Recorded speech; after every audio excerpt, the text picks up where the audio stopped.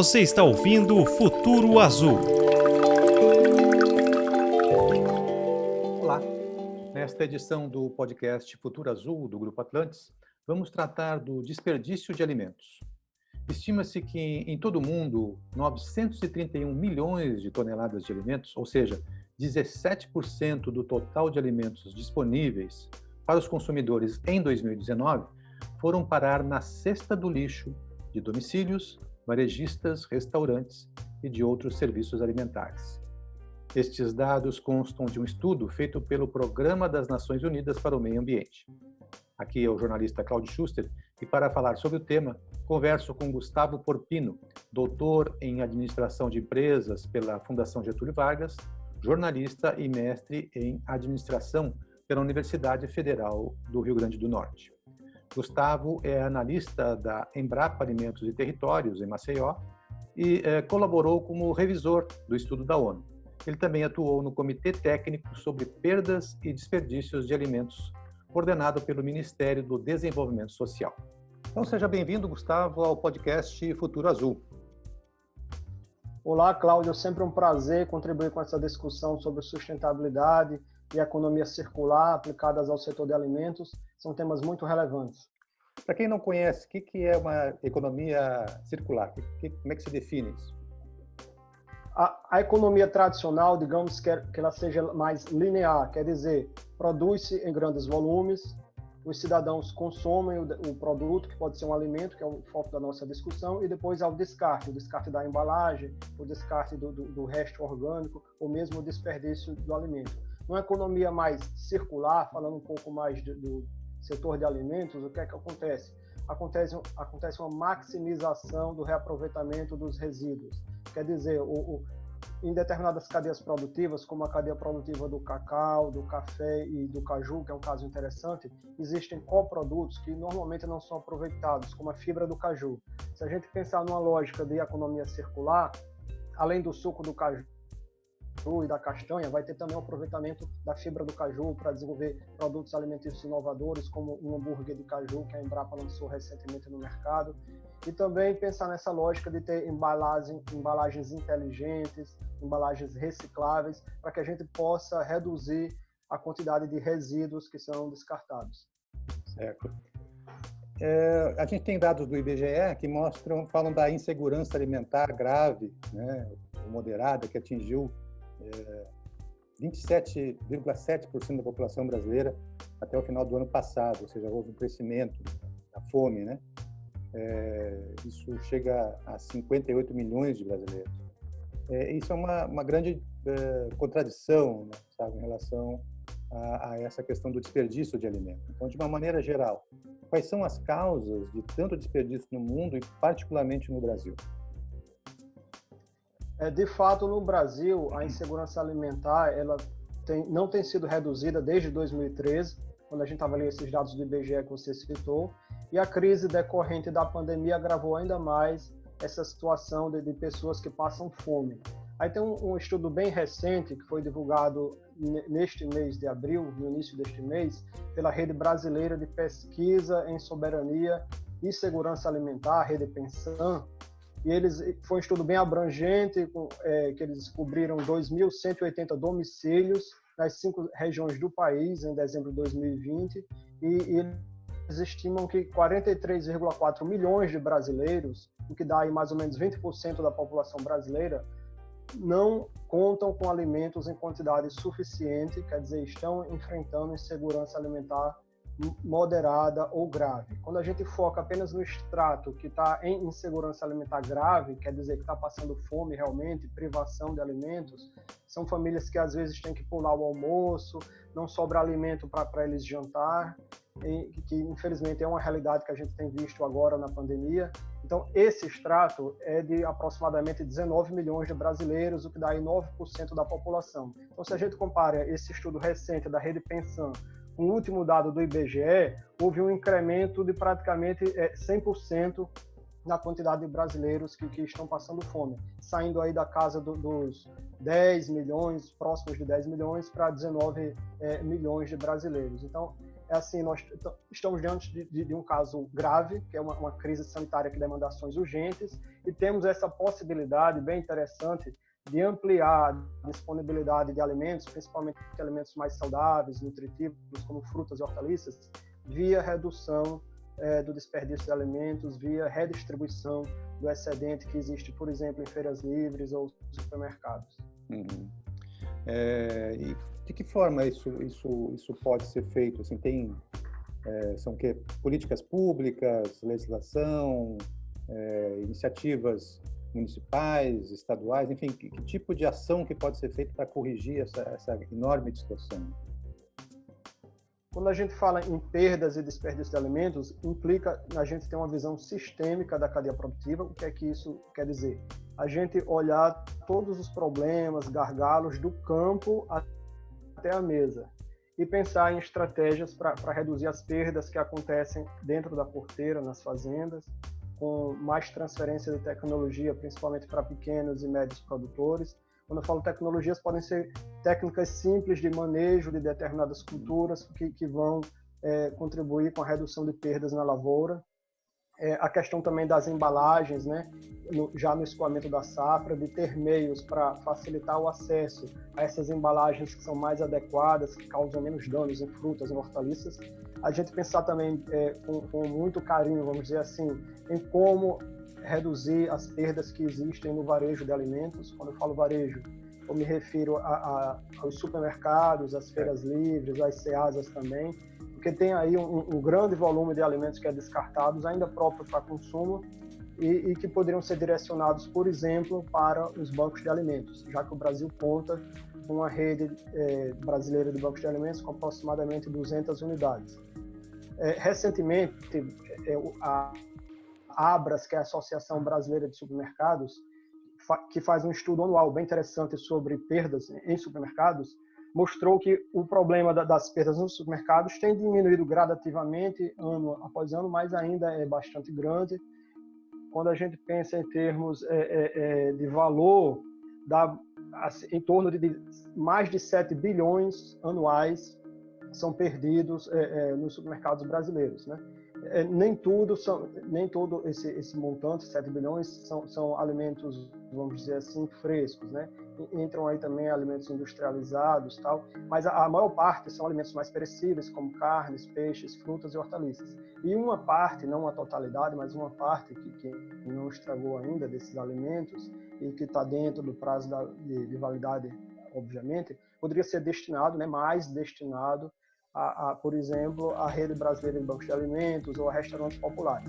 Já existe uma conexão bem interessante em alguns estados do setor supermercadista com bancos de alimentos, como é o caso da rede Mesa Brasil do SESC, mas isso pode ser fortalecido, a gente pode fazer com que esses elos da cadeia possam dialogar mais. E mais no final ainda da cadeia produtiva, quando a gente fala do comportamento de consumo de alimentos das famílias, aí a questão principal é realmente mudar o comportamento das famílias, principalmente aí a classe média brasileira, reconectá-las mais com o alimento, né? Trazer mais o mundo rural para dentro das cidades, para as pessoas compreenderem melhor como os alimentos são cultivados e para que possam não só reduzir o desperdício de alimentos, como também adotar uma dieta mais saudável, como é o consumo de frutas e hortaliças.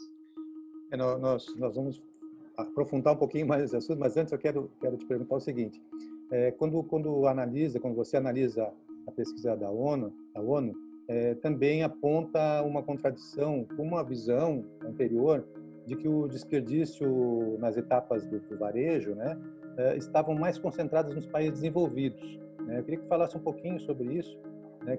Qual é a tua análise, né, que aponta essa contradição?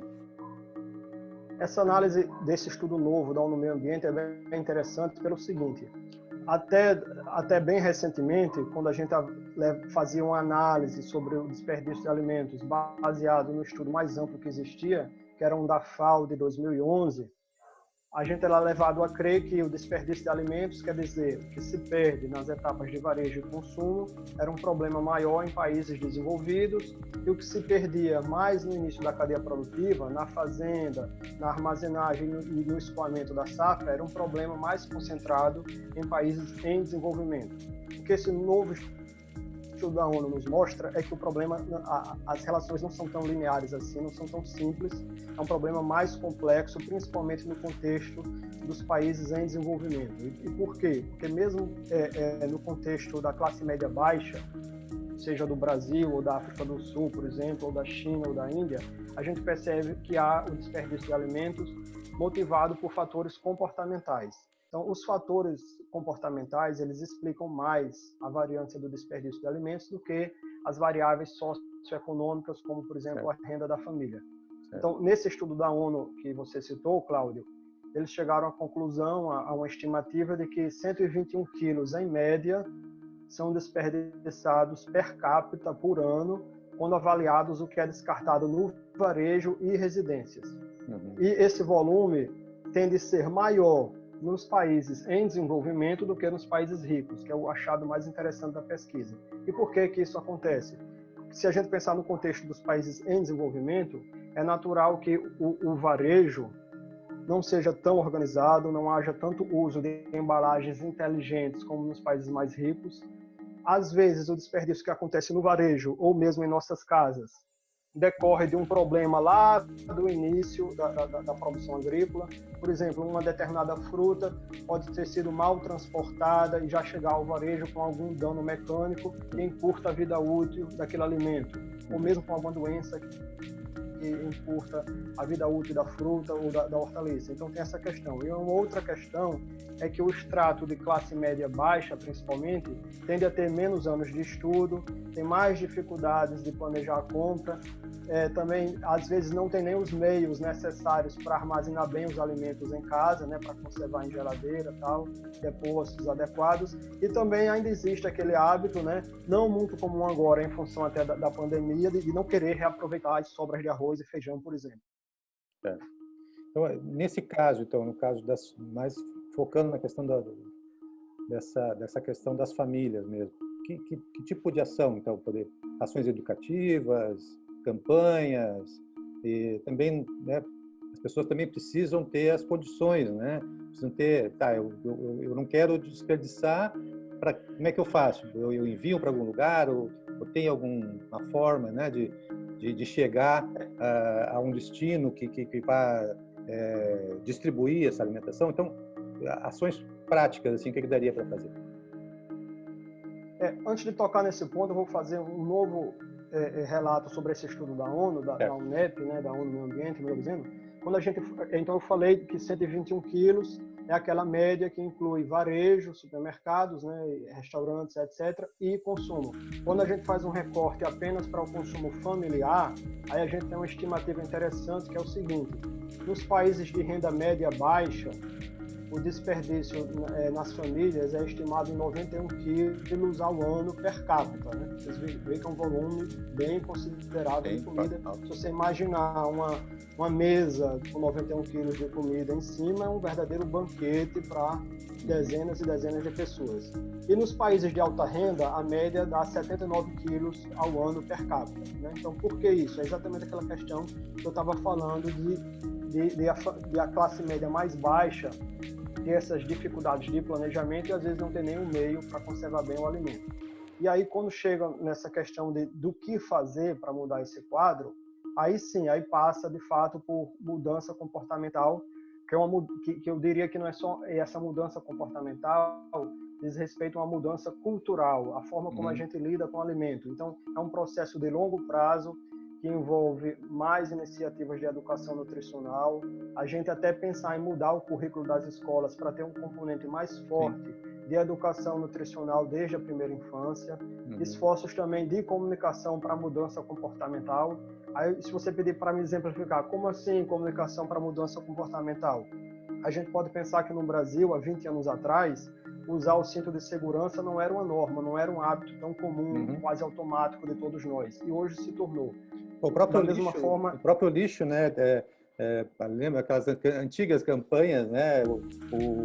Funcionou bem, né? Aquela campanha, as campanhas de botar o lixo, mas aí é aquela questão, né? Tu faz o processo de mudança cultural, mas também tu precisa, no caso do lixo, por exemplo, ter a lixeira na rua para a pessoa colocar. Não basta ela querer colocar o lixo em algum lugar e não encontrar a lixeira. Então, no caso da alimentação, assim, ela pode usar melhor desperdiçar menos, mas ela precisa ter um canal para chegar, né?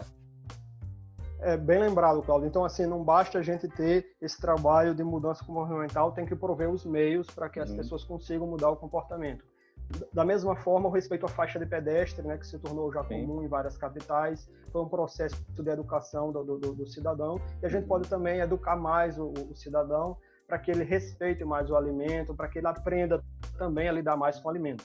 Quando a gente pensa agora nesse novo mundo que está sendo desenhado pela pandemia, tem algumas questões importantes relacionadas a hábitos alimentares, porque agora, naturalmente, as famílias estão ficando mais em casa.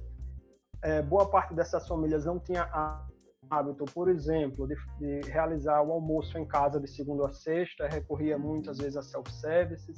Agora, boa parte está em teletrabalho, preparando o alimento em casa. Isso, por um lado, é muito bom, porque reconecta o cidadão com o alimento. Mas, por outro lado, algumas dessas famílias não tinham as habilidades necessárias para cozinhar em casa, para planejar a quantidade a ser feita em determinada refeição. Então, tudo isso também faz parte de um trabalho que pode ser feito de educação nutricional, uma grande frente. E essa grande frente, preferencialmente, ela precisa ser multissetorial, que é uma questão relevante e é uma tendência mais à frente. É uma tendência, né, Gustavo, mesmo com, por exemplo, imaginando que a pandemia, em um momento vai acabar ou vai diminuir, enfim, mas muitas questões alteraram, né? Então, o próprio home office, o trabalho em casa, ele vai continuar mesmo com a diminuição ou controle da pandemia, vai aumentar muito, né? Então, nesse consumo que você está falando em casa, então as pessoas precisam estar preparadas, né? Eu queria te perguntar em relação às legislações, né? Se elas estão adequadas, se precisa ter seria importante um ajuste nas legislações, tanto federal como em outros níveis, né, estadual e municipal. Bem recentemente, já durante a pandemia, em 2020, houve a aprovação da Lei Federal 14.016, que é uma lei de fomento à doação de alimentos por parte do varejo, né, supermercados, restaurantes e outros serviços alimentares. Essa lei é interessante porque ela retira a responsabilidade civil do doador de alimentos. O varejista, por exemplo, um supermercadista, seja um mercadinho menor de bairro ou uma grande rede de supermercados, ela pode, por exemplo, se conectar com um programa Mesa Brasil do SESC ou algum outro banco de alimento, fazer a doação sem correr o risco de ser punida, caso venha a ser dito que algum alimento estava estragado, por exemplo. Mas quase nunca é esse o caso, né? Os varejistas são razoavelmente bem organizados, normalmente doam alimentos industrializados que estão próximos de vencer, ou alimentos como o tomate já bem maduro, naquela chamada xepa da Feira Livre. Então, essas conexões do varejo, seja o varejo mais tradicional, como também feirantes, como bancos de alimentos, é bem interessante e tem sido facilitada por essa lei federal. Um desafio, além da gente continuar a pensar em novas leis e propor também políticas públicas de alimentação urbana, que são muito importantes, é a gente também dar mais visibilidade a essas leis, né? Talvez fazer parcerias, por exemplo, entre governo federal e a Associação Brasileira de Supermercados para engajar mais varejistas nessas conexões com os bancos de alimentos e também pensar em quais outras leis poderiam ser feitas para fomentar essa ligação entre os elos da cadeia, para fortalecer cinturões verdes em entornos da cidade, né, que promovam circuitos curtos de produção e consumo, para a gente estar atacando essas duas frentes simultaneamente. Fortalecimento da segurança alimentar e a redução das perdas e do desperdício de alimentos.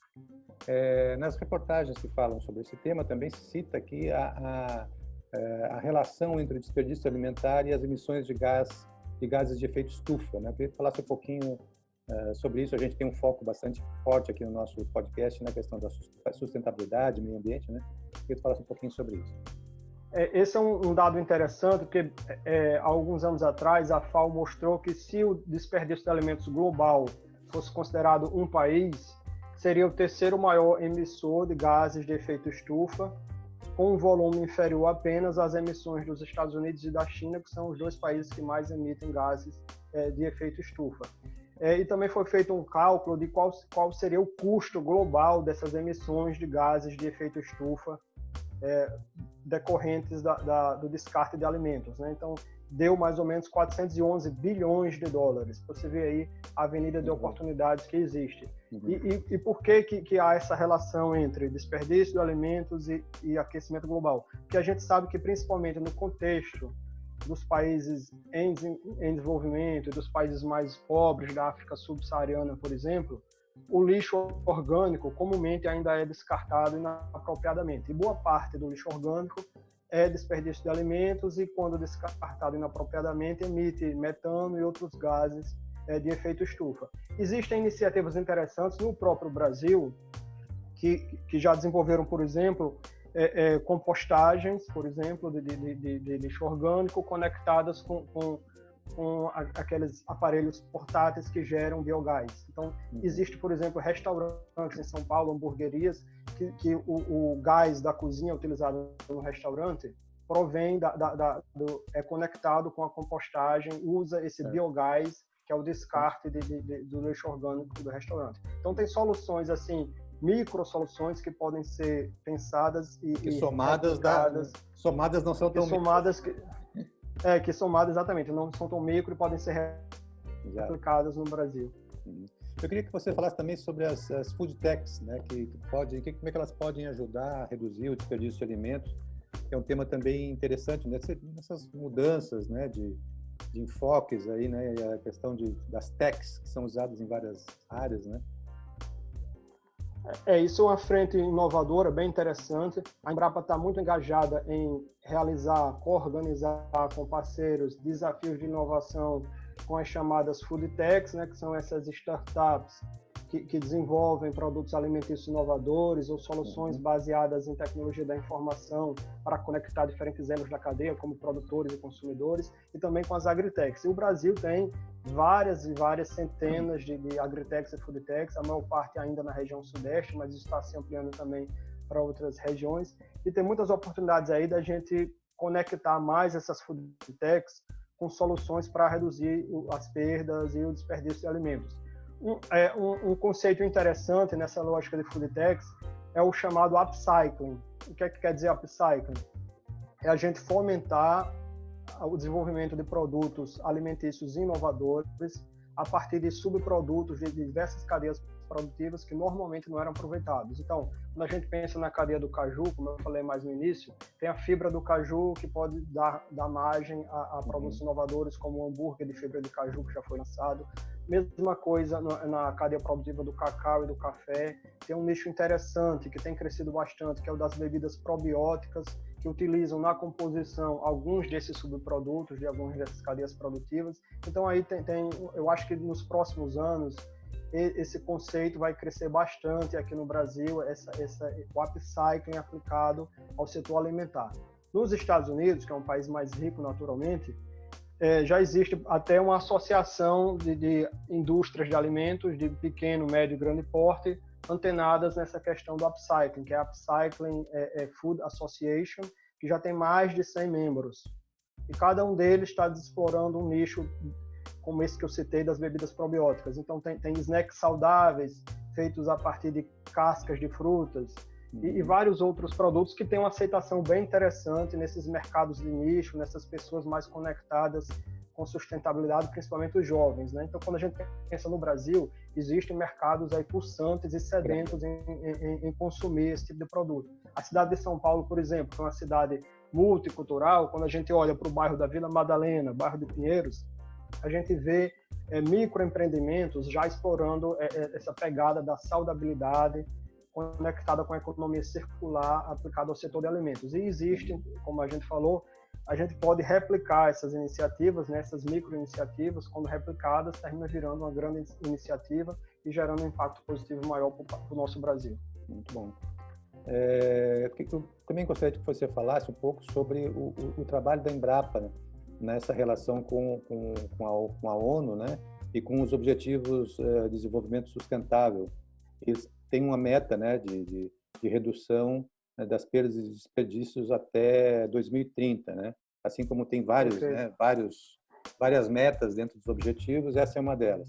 Então, eu queria que falasse um pouquinho sobre como é que é o trabalho da Embrapa e de outros organismos brasileiros para tentar atingir essa meta. Na Embrapa, em particular, toda a carteira nossa de projetos está dividida em portfólios temáticos com forte alinhamento a todos os objetivos de desenvolvimento sustentável. E na rede de unidades de pesquisa da Embrapa, nós temos a rede ODS, né, que tem membros em todos os estados brasileiros, conectados, né, nessa busca de soluções, nesse incremento da conexão da pesquisa com os objetivos de desenvolvimento sustentável. Assim, de uma maneira geral, eu diria que a Embrapa ela trabalha em 4 frentes de ações principais que contribuem com a redução de perdas e desperdício de alimentos. A primeira delas, que é o carro-chefe da Embrapa, digamos assim, é o desenvolvimento de soluções tecnológicas, tanto para produtores rurais como também para agroindústrias e até mesmo para o setor varejista, porque também são desenvolvidas embalagens inteligentes pela Embrapa, a partir, por exemplo, do escaneamento 3D de frutas. Tem um caso interessante que é o do caqui. Tem uma fazenda em Teresópolis, no Rio de Janeiro, que reduziu bastante as perdas de caqui depois que passou a utilizar uma embalagem que foi desenvolvida pela Embrapa e um parceiro. Então, tem vários casos assim interessantes. Exportação de coco para a Europa com películas protetoras que prolongam bastante a vida útil do coco. Tem vários e vários casos. Então, tem essa frente forte de soluções tecnológicas, também de contribuições para políticas públicas, né? Eu citei agora há pouco a lei federal que foi aprovada no ano passado, que contou com contribuição da Embrapa. Tem outros projetos de lei que também contam com contribuições da Embrapa. A Embrapa também frequentemente é chamada para contribuir com ideias para o Programa Nacional de Alimentação Escolar, para o Programa de Aquisição de Alimentos, que são frentes importantes para a gente fortalecer o uso da biodiversidade para a alimentação e também contribui para a redução de perdas e desperdício de alimentos, porque boa parte desses alimentos são alimentos frescos que provêm da agricultura familiar. Nós também temos muitas parcerias nacionais e internacionais focadas no fortalecimento de sistemas alimentares saudáveis e sustentáveis. No momento, por exemplo, para exemplificar, tem ocorrido uma grande discussão global que envolve no Brasil não apenas a Embrapa, como o Ministério da Agricultura, Ministério da Cidadania, Ministério da Saúde, em torno da cúpula dos sistemas alimentares, que vai ser realizada pelas Nações Unidas em setembro, durante a Assembleia Geral da ONU em Nova York. É o primeiro encontro global de grandes líderes focados nessa temática de alimentos. E o porquê disso? Exatamente em função da pandemia, desse aumento abrupto da insegurança alimentar globalmente. Então, os grandes líderes aí mundiais vão ter uma oportunidade de refletir sobre os ODS mais vinculados ao setor de alimentos e pensar em como acelerar o alcance desses objetivos até 2030. E a última frente de atuação nossa, não menos importante, são as capacitações e ações de comunicação. Nós temos parcerias focadas exatamente nessa questão da mudança de comunicação positiva para o cidadão urbano, com uma iniciativa Sem Desperdício, que une Embrapa e WWF Brasil. Temos capacitações como o curso pós-colheita, que a Embrapa Instrumentação em São Carlos realiza a cada 2 anos, que já capacitou centenas de extensionistas, pequenos produtores e também técnicos do setor produtivo. E não menos importante, conectado com aquela sua pergunta anterior sobre foodtechs, nós temos alguns programas como o Café com Agritechs, que é um diálogo permanente e aberto de colaboradores da Embrapa com empreendedores, para troca de ideias, para ajudar eles a ganhar a escala, vamos dizer assim, e crescer no mercado.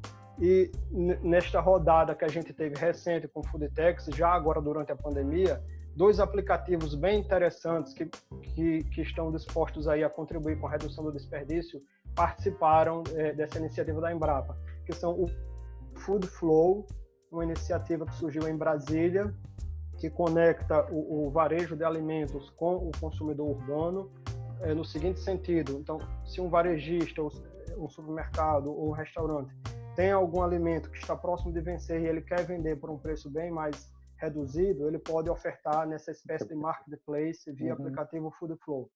E da mesma forma, um outro semelhante, que é o Restim, que começou no interior de São Paulo e agora está crescendo. É muito bom ver essas iniciativas crescendo, também nessa mesma lógica de conectar produtos industrializados ou não com o consumidor urbano e facilitar a venda por um preço mais em conta.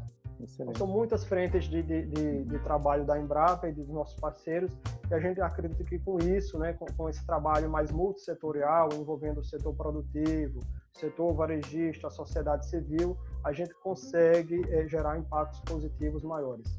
Certo. Bom, infelizmente aqui a gente está chegando no final do nosso podcast Futuro Azul, e em nome do Grupo Atlantis, eu te agradeço, Gustavo, pela participação, e para finalizar, então, como última mensagem, eu coloco a questão assim, você analisando tudo isso, conhecendo a situação internacional, brasileira, como é que você avalia o futuro, né? Você tem um otimismo em relação a esse cumprimento dessas metas, a diminuir o desperdício? Como é que é a sua visão a partir da realidade mesmo? Essa é uma questão complexa. Eu diria que eu sou otimista, mas ao mesmo tempo bastante realista. Então, assim, a gente sabe que não apenas o Brasil, como o mundo como um todo, precisa andar a passos mais rápidos quando a gente analisa essa problemática das perdas e do desperdício, da necessidade de reduzir perdas e desperdício. Um passo importante, que a gente não comentou tanto aqui, é organizar melhor a governança dessas ações, principalmente em um país como o nosso. O Brasil é um país muito grande, tem 3 níveis de governo que nem sempre dialogam bem, então a gente tem que integrar melhor as ações das cidades, é muito importante, ações sólidas de fomento à segurança alimentar e nutricional nas cidades, via comitês setoriais que envolvam a sociedade civil, o setor produtivo, dialogando preferencialmente com o governo estadual e com as grandes ações do governo federal. Outra questão diz respeito à liderança. A quem cabe liderar essa agenda? Isso tem que ficar mais claro. E também vontade política, né? Sem vontade política, nessas 3 esferas de governo, a gente vai continuar com aquela impressão de que pode estar andando em círculos. Então, para a gente andar para frente e a passos mais rápidos, a gente precisa melhorar a governança dessa grande agenda que é tão nobre, principalmente agora diante dessa pandemia e desse novo mundo que a gente quer construir melhor pós-Covid-19. Tá ótimo, Gustavo. Muito obrigado pela tua participação. Quem quiser conhecer mais, né, pode acessar aí Embrapa, outros organismos que trabalham, né, com essa questão do desperdício alimentar, com os objetivos, né, do milênio. E municípios, estados, né, procurar aprofundar esse debate para que a gente consiga atingir metas e diminuir bastante esse grande desperdício. Então, para você que está nos ouvindo, nos assistindo agora, né, todos os episódios do podcast Futuro Azul estão nas plataformas digitais e no site grupoatlantis.com.br. Obrigado pela companhia, até breve.